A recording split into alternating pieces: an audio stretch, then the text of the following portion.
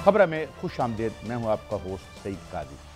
नाज़रीन, कल बजट आ गया और एक तरफ जो अच्छी बात यह है कि सरकारी मुलाजमीन की तनख्वाहें तो बढ़ गई, लेकिन बाकी जो तनख्वाहदार तबका है उसको हैवीली टैक्स कर दिया गया है। इस ऐसे अहद में जिसमें ब्रेक नेक इन्फ्लेशन चल रही है और अपने तौर पर एक मफरूज़ा भी कायम कर लिया है इन्होंने कि जी वो तो इन्फ्लेशन कम हो रही है। इन्फ्लेशन कम हो रही का मतलब ये नहीं होता कि वो नेगेटिव हो गई है, भाई आहिस्ता बढ़ रही है या तेज़ बढ़ रही है। इन्फ्लेशन तो होती है इस निज़ाम में, आप उससे भाग नहीं सकते। रियल एस्टेट पर टैक्स लगा दिया गया, एक एक्सपेंशन इसके साथ 60-66 इंडस्ट्रीज़ जुड़ी हुई हैं इसके साथ। रियल एस्टेट जो है यही है हमारे यहाँ, और क्या था, कौन सी यहाँ इंडस्ट्री तो वैसे बंद हो रही है यहाँ पे तवानाई की वजह से।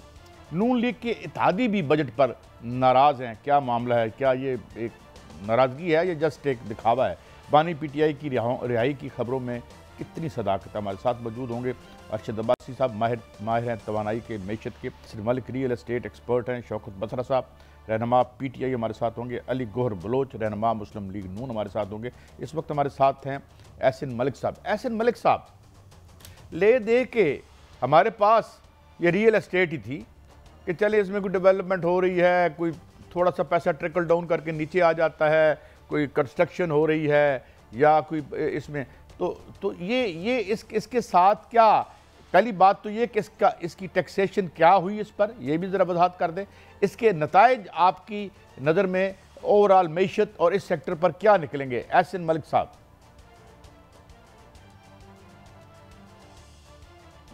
बिस्मिल्लाहिर्रहमानिर्रहीम। सईद भाई, सबसे पहले आपने जो भी बात की कि हैवीली टैक्स कर दिया बाकी तबकात को, आपने कहा है, तो इसको थोड़ी सी मैं करेक्शन करना चाहता हूँ कि तबकात को नहीं किया, जो ऑलरेडी टैक्स पे करते हैं सिर्फ उनके ऊपर एक्स्ट्रा बर्डन डाला गया है।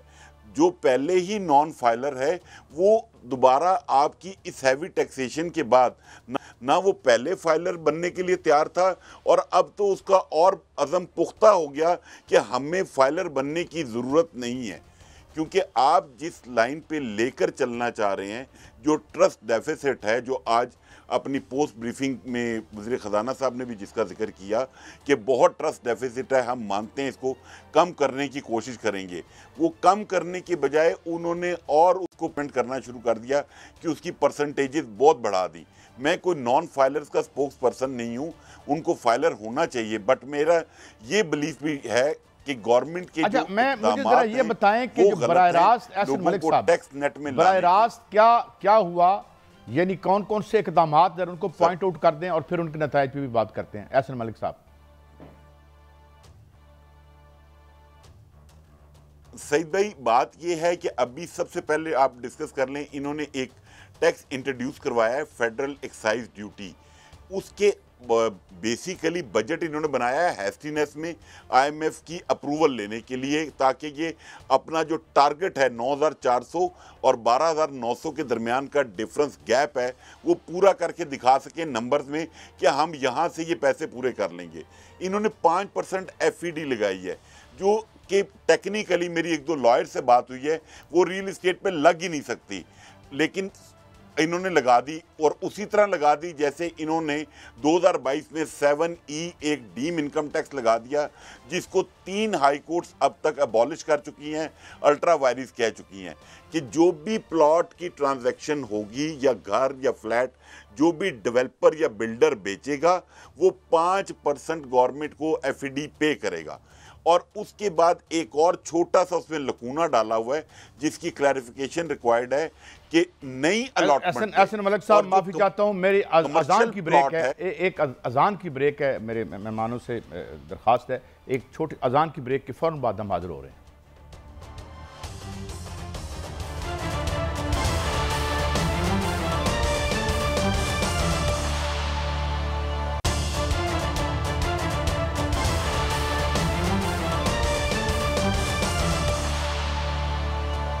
Welcome back. एहसन मलिक साहब, मैं दोबारा आपकी तरफ आऊँगा, मगर अरशद अब्बासी साहब, मैं आपको टीवी पे सुन रहा था और आपकी एक स्टेटमेंट बड़ी इंट्रीगिंग थी और मैं चाहता हूँ ज़रा आप उसकी वजाहत कर दें। आपने फरमाया था कि 1965 की जंग ने हमारा वो नुकसान नहीं किया, 71 की जंग ने वो नुकसान नहीं किया, दहशत गर्दी ने हमारा वो नुकसान नहीं किया जो IPPs ने किया है। When you say that, what does it mean in black and white? Arshad Abbasi साहब। हाँ जी, सही साहब, देखिए जब भी कोई वार होती है तो इसके इंडिपेंडेंट रिव्यू होते हैं और आप चेक कर सकते हैं। 1948 की वार थी, 65 की, 71 की, कागल 99।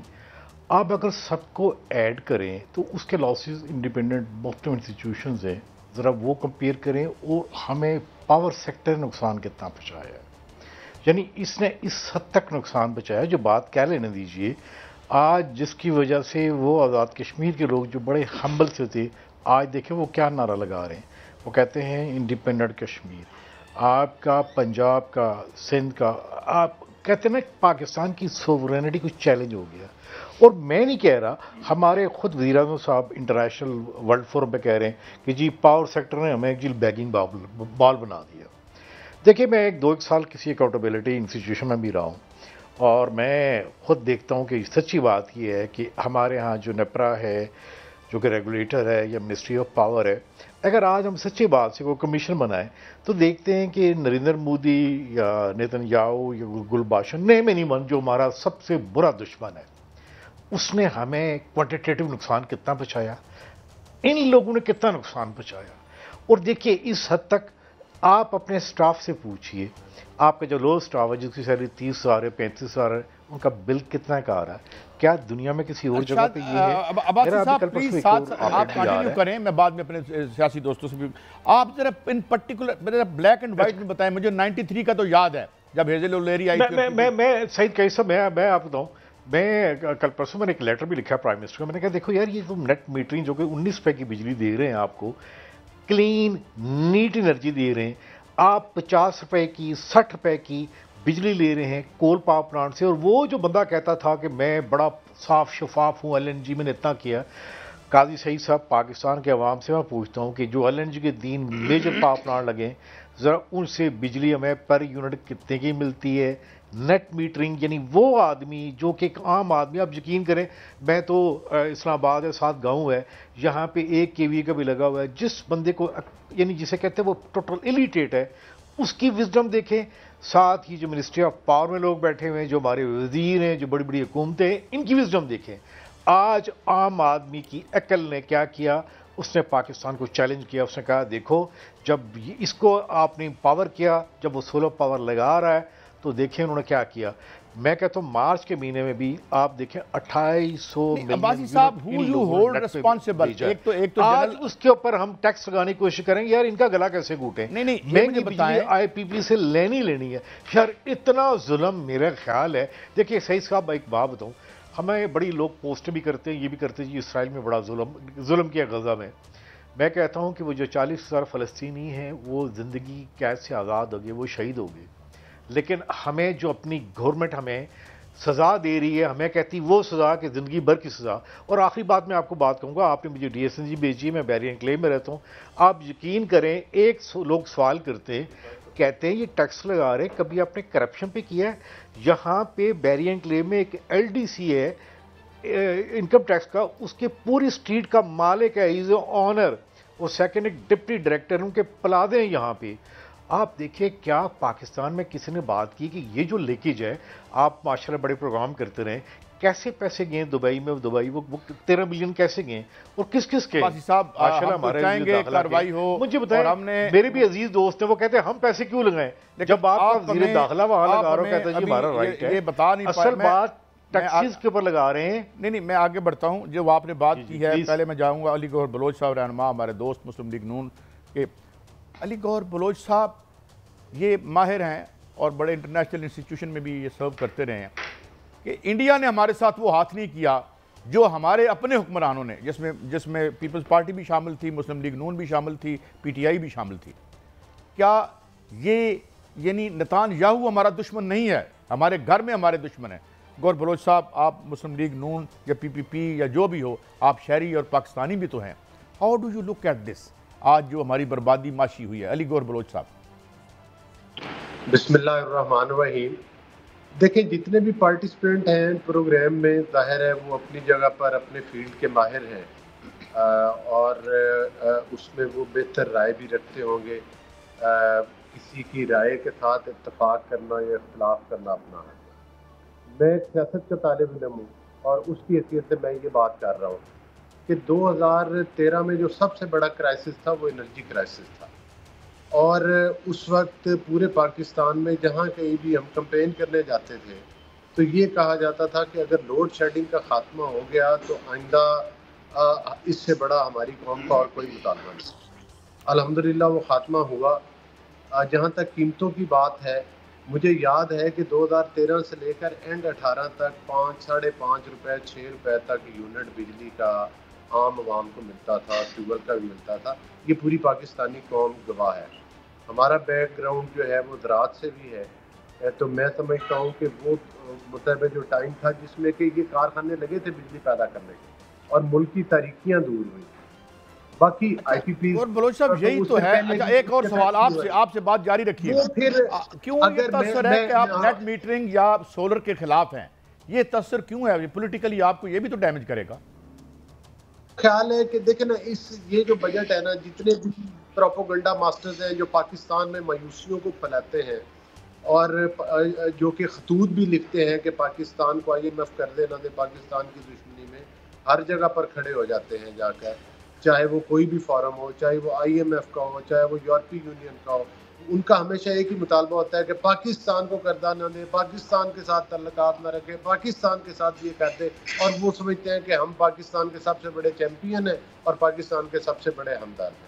देखिए, असल बात ये है, मैं तो समझता हूँ कि इन नामजद हालात में, वो तो एक लंबी बहस है, अलग बहस है कि 18 के बाद किस तरह से पाकिस्तान की मईशत को तबाह किया गया, उस पर भी बात हो सकती है। लेकिन ये इन हालात में ये बेस्ट बजट था जिसमें कि खास तौर पर सरकारी मुलाजमीन को उनकी तनख्वाहें बढ़ाई गई हैं, हेल्थ सेक्टर के लिए खतीर रकम रखी गई है। अली बलोच साहब, मेरे ख्याल में मेरे साथ जो एहसन मलिक साहब हैं, उनका किसी पार्टी से तलब नहीं है। मेरी गुजारिश सुन लेना, अब्बासी साहब मेरी गुजारिश सुन लेना, मैं खत्म कर रहा हूँ।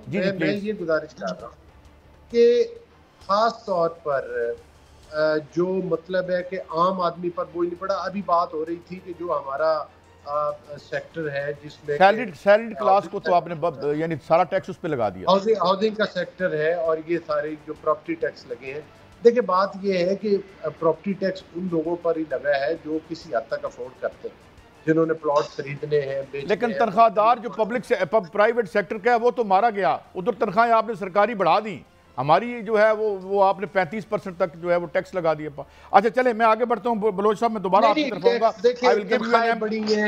अगर टैक्स लगे, टैक्स का भी एक टारगेट है ना, किसी ने टैक्स लगने हैं। मैं आपकी तरफ दोबारा आऊंगा। हो सकता हकायक पे मबनी बात करनी चाहिए, हमारे टैक्स टारगेट और हमें अचीव करने चाहिए। हाँ, एक बात जरूर है कि वो तबकात जो पहले टैक्स नेट में नहीं है, नॉन फाइलर के लिए आप तो बाहर वो सफर भी नहीं कर सकते। मैं आता हूं। तमाम इक़दामात का मकसद ये है कि नॉन फाइलर हजरात को भी इसके अंदर लाया जाए। अली भाई, मैं इस पे दोबारा आता हूं। नॉन फाइलर मुझे लगता है फाइलर से ज्यादा टैक्स दे रहा है जो, लेकिन बहरहाल मैं दोबारा आऊंगा। शौकत बसरा साहब, आप कैसे देखते हैं? एक तो ये कि यार 18 के बाद आप बर्बाद कर गए सब कुछ।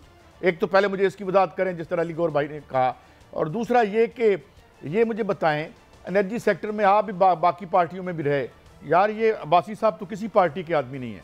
ये कहते हैं कि नेतान्याहू की, हमें दुश्मन की, हमें दहशतगर्द की ज़रूरत नहीं है, बड़े मुअज़्ज़ज़ दहशतगर्द हमारे मुल्क में मौजूद हैं। जी जी जी जी, अब्बासी साहब की बात से 100% मुत्फिक हूँ कि इतना नुकसान हमें नेतन्याहू, इसराइल हो, भारत हो, हमारा बदतरीन दुश्मन हो, वो नहीं पहुंचा सका जितना हमने हमारे जो अंदर दहशतगर्द हैं, जो फाइनेंशियल दहशतगर्द हैं, जिन्होंने पाकिस्तान के अंदर लूट मार की है, जिन्होंने 76 साल पाकिस्तान को आज़ाद हुए हैं, पाकिस्तान की वो अशराफिया, बल्कि वो क्रिमिनल एलीट जिन्होंने पाकिस्तान को अपनी चिरागा बनाया हुआ है, जो सिर्फ और सिर्फ पाकिस्तान में लूटते हैं, बाहर से मांगते हैं। जैसे हमारा वजीर आज़म आजकल कहता है बेगर्स आर नॉट चूजर्स, वो IMF से पैसा लेते हैं। क्या गरीब जो है वो भी अमीर हुआ है? नहीं, गरीब से गरीब तर हो गया, अमीर से अमीर तर हो गया। और यही वो अशराफिया है जो पाकिस्तान में माल को लूटती है। इस अशराफिया से आपका ताल्लुक भी तो है ना, मुझे बताएं। आपका पार्टी ने 1993 में जो मुआहदे किए। सर, मैं जवाब दे देता हूं भाईजान, मैं जवाब दे देता हूं। वो अशराफिया यहां से माल लूटती है, वो दुबई लीक्स की शक्ल में अपने जायदादें बना लेती है, वो पनामा लीक्स की शक्ल में बना लेती है, एफन फील्ड की शक्ल में बना लेती है। यहां का ब्यूरोक्रेट हो, यहां के जजेस हो, यहां का कारोबारी तबका हो, मैं कहता हूं कि वो लोग फांसी के काबिल हैं जिन्होंने पाकिस्तान को लूट के माल बाहर ले गए। आपने तहरीक इंसाफ की बात की, बताइए क्या किसी जगह पे इमरान खान की जायदादें आई? और हम ये कहते हैं कि जिसका तल्लक तहरीक इंसाफ से है, उसने अगर लूट मार करके को माल पाकिस्तान से बाहर ले गया है, बिल्कुल उसके खिलाफ कार्रवाई होनी चाहिए। आज हुकूमत इन्हीं की है ना, जो लोग पाकिस्तान को इस नौबत तक पहुंचाने वाले हैं, जिन्होंने पाकिस्तान को बर्बाद कर दिया है, जिन्होंने पाकिस्तान को कर्जों में डुबो दिया सिर्फ अपनी लूट मार के लिए। यार इस पे आज मैं कहता हूं कि आगे बढ़े। इस पे अली गौर बलोच साहब, मैं आप सब मुत्तफिक हैं जो है उसको, नहीं, मगर सुन लेना। जब तक लूटा हुआ माल, काजी साहब, जब तक लूटा हुआ माल जो पाकिस्तान से बाहर चला गया है, खा वो किसी का भी है, वो पाकिस्तान में वापस नहीं आता। तो भूल जाएं IMF आपको। मैं इस पे बात करूंगा, आपके दोबारा आऊंगा, मगर एहसन मलिक साहब, अब क्या एक ब्रेक है, मैं ब्रेक से पहले एक सवाल छोड़े जा रहा हूं। क्या ये जो हमारी शॉपिंग स्प्री है दुबई में प्रॉपर्टी की, यहां अगर प्रॉपर्टी बैठ जाती है $11 बिलियन की, और बताया नहीं सरकार ने हमें कि ये वहां किसने ये शॉपिंग की है $11 बिलियन की, तो क्या अब यहां से फिर पैसा प्रॉपर्टी का सेक्टर लेके भागेगा जो टैक्स, या नहीं, या इसके मुस्बत असरात होंगे? ब्रेक के बाद हाजिर होते हैं।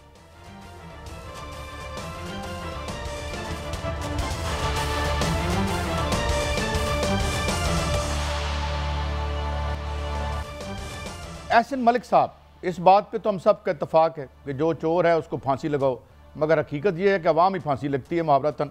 एहसन मलिक साहब, पहले तो मुझे ये बताएं, बड़ा मखमसा है मुझे, मैं लास्ट टाइम मुल्क से बाहर गया था तो मुझे पता चला कि अब आप $10,000 नहीं $5,000 लेके जा सकते हैं। ये $11 बिलियन कैसे हिजरत कर जाते हैं एक साल में और किसी को पता तक नहीं चलता? सेकेंडली, अगर यहाँ प्रॉपर्टी सेक्टर बैठ जाता है तो क्या जो इन्वेस्टर है यहाँ का वो भाग के फिर बाहर निकलेगा और ये पैसे हवाले के जरिए ज़ाहिर जाते होंगे? ज़रा इसको एक्सप्लेन कर दें एहसन मलिक साहब।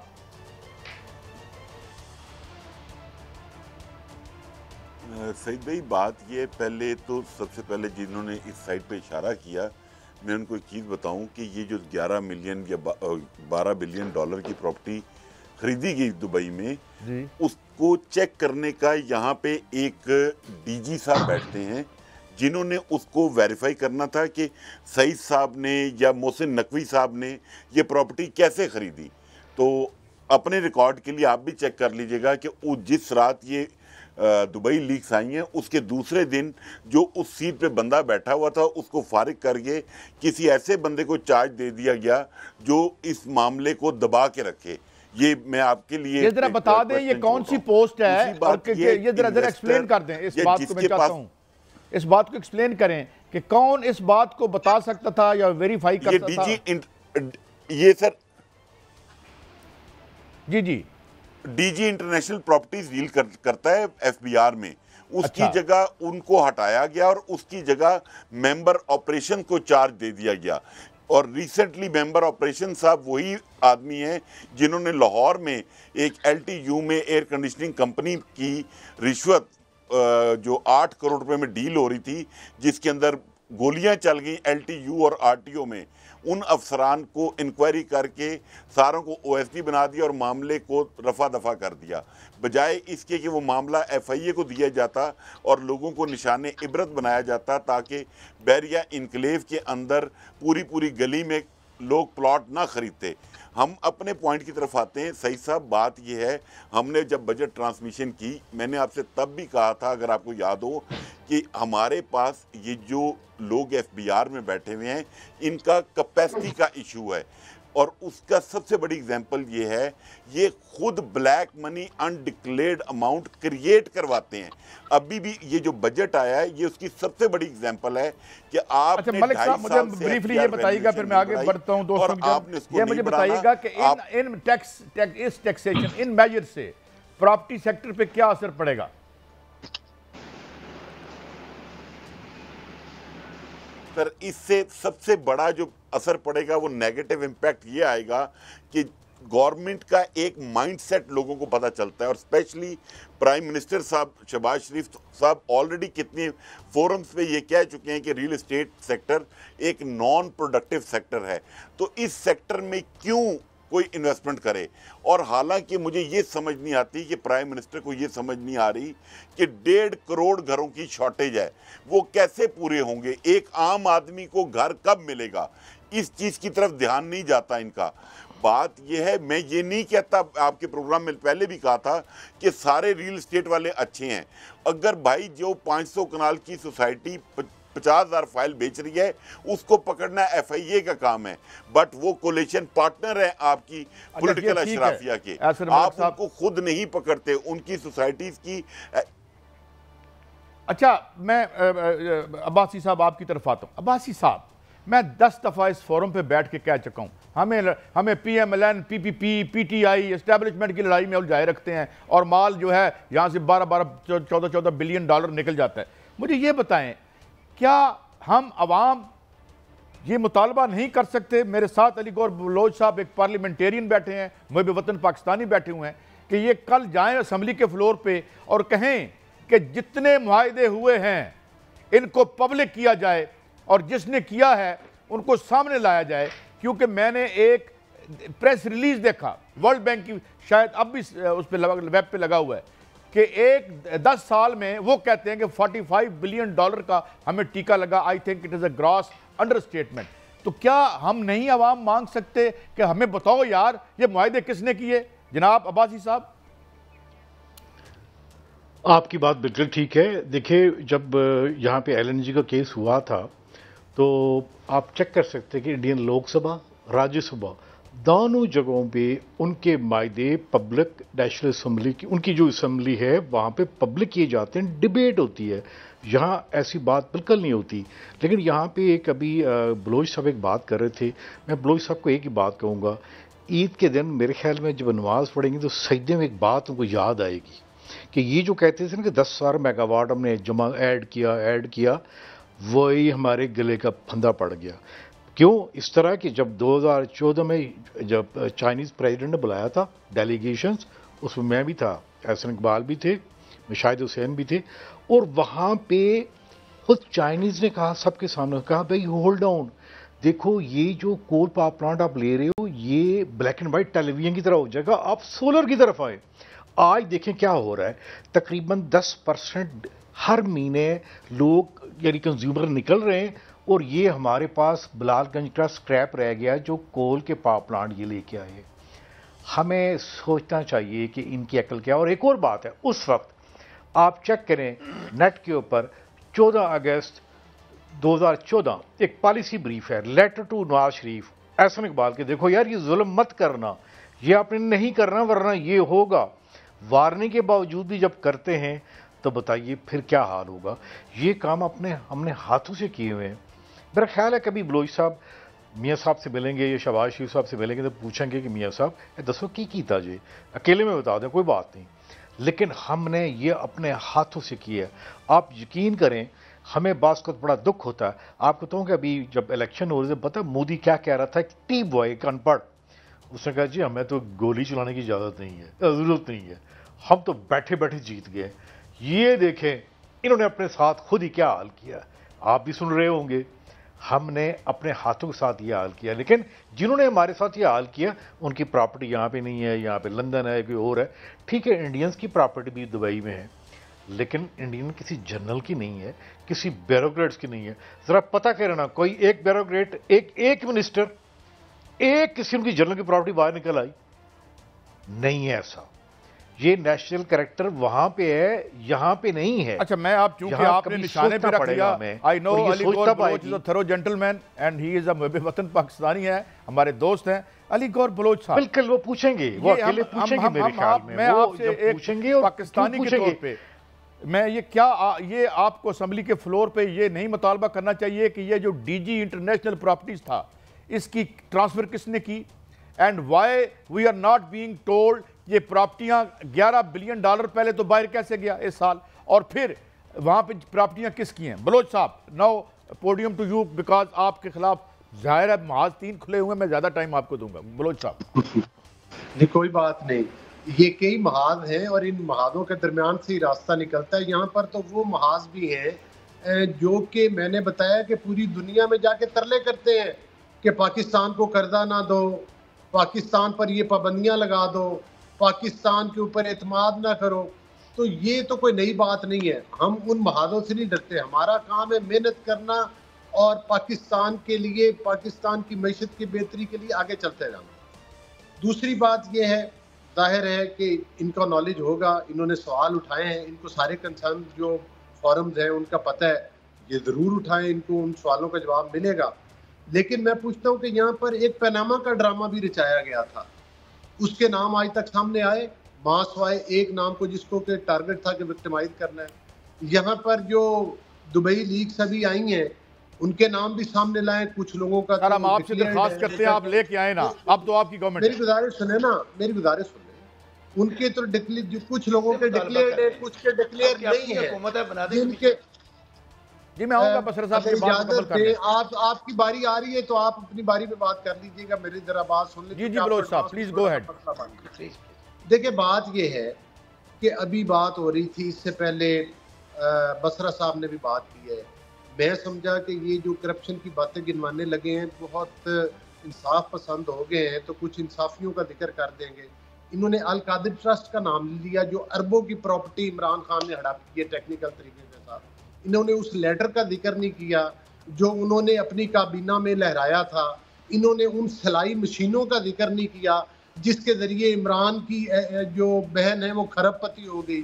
इन्होंने उस रिंग रोड रावलपिंडी का जिक्र नहीं किया जो कि उसी हाउसिंग सेक्टर के लोगों को फायदा पहुंचाने के लिए इनके दौर में प्रपोज हुआ था और करप्शन का बहुत बड़ा स्कैंडल है।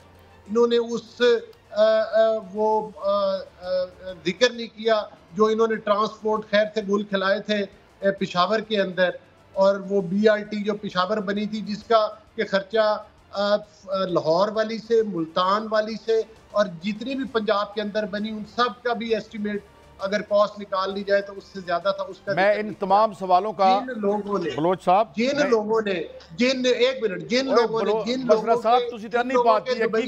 नाम है, मेरी गुजारिश सुन लेना, जिन लोगों के दुबई लीक्स में नाम है उनको, वो कोई भी हो, किसी भी पार्टी के हो, उसमें क्या PTI के लोग नहीं है? उन सबका एहतसाब होना चाहिए, मैं बिल्कुल कहता हूँ। और जिन्होंने डिक्लेयर किए और बनाए हैं वो बताया, वो वजाहत की है, वो चाहे किसी भी पार्टी का उसका नहीं होना चाहिए। लेकिन फॉरेन फंडिंग केस में माननीय PTI के साइनों के साथ स्टेट बैंक ऑफ पाकिस्तान ने बताया, ठीक हो गया बलोच साहब, आपकी छुपाए गए थे,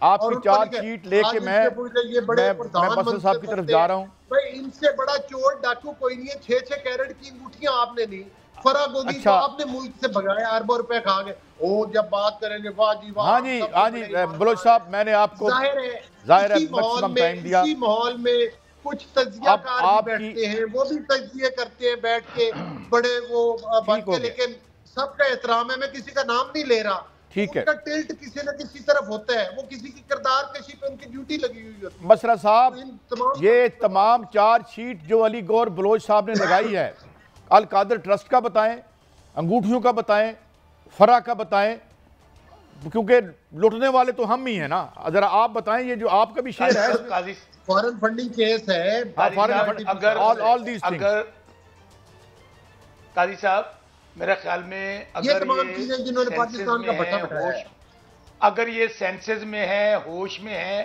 तो इनको कोई बताए। बेहोश आप हैं, मैंने इंटरप्ट नहीं किया रोहित साहब, आपने इतनी बातें की, मैंने इंटरप्ट नहीं किया। इनको कोई बताए जो है वो इस वक्त इक़्तिदार में है, इनको कोई बताए कि मियां नवाज शरीफ जिसने पाकिस्तान का सारा माल लूट कर आप वो एवन फील्ड में ले गया है, इनको कोई बताए कि मैडम प्लीज अलाउ कर दें, प्लीज अलाउ कर दें। मेरा लंदन तो क्या पाकिस्तान में कोई जायदाद नहीं। जिसने कतरी लेटर पेश किए, ये कहते थे कौन होते हैं हमें पूछने वाले। मैं गौर साहब आपको इतना याद दिला दूं, सुन तो लें। आप एक काम करें, कहीं मैं लानत भेजता हूं तमाम लीडरों पे जिनके पैसे मुल्क से बाहर हैं, कहीं मैं लानत भेजता हूं तमाम लोगों पे जिनके पैसे। बात तो सुन ले प्लीज काजी साहब, इनको मुझे पता है ये बेचारे अब इनमें बर्दाश्त नहीं है। इसकी वजह अच्छा, ये पूरा टब्बर चोर है, ये पूरा टब्बर चोर है। आज मैं कहता हूँ मैंने इंटरप्ट नहीं किया, बलोच साहब को पता था आईना दिखाऊंगा ये बुरा मान जाएंगे। बलोच साहब चले मैं आगे बढ़ता हूं। आप भी चोर कहे, चले मैं ये कह लेता हूँ कि मियां नवाज शरीफ चोर साहब, मियां शहबाज शरीफ डाकू साहब, और क्या कहें आप मुझे बताएं, ये दुबई में किसकी जनाजे निकली है? ब्रेक में जा रहा हूँ। मेरा दोनों दोस्तों से इश्यूज पे रहें, एक दूसरे को please don't name them on this platform, और बारी बारी आप बेशक जो भी किसी के बारे में कहना चाहते हैं कहें, मगर मैं वापस आऊँगा तो मैं फिर अब्बासी साहब की तरफ जाऊँगा कि ये जो कैपेसिटी है, ये दोबारा क्या मामला था जहाँ इन्होंने पॉइंट आउट किया और चीनियों ने कहा कि ना लगाओ और फिर लगाए गए, आखिर उसमें क्या इंसेंटिव था? एक ब्रेक के बाद।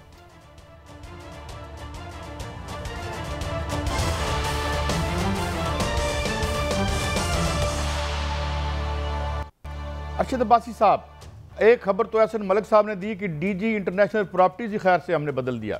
दूसरी खबर आज आपने ब्रेक की कि इवन चाइनीज ने कहा कि ये मत लगाएं।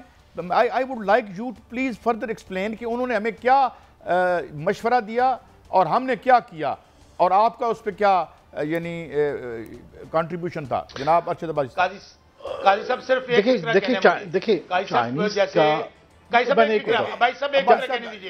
जी प्लीज जल्दी।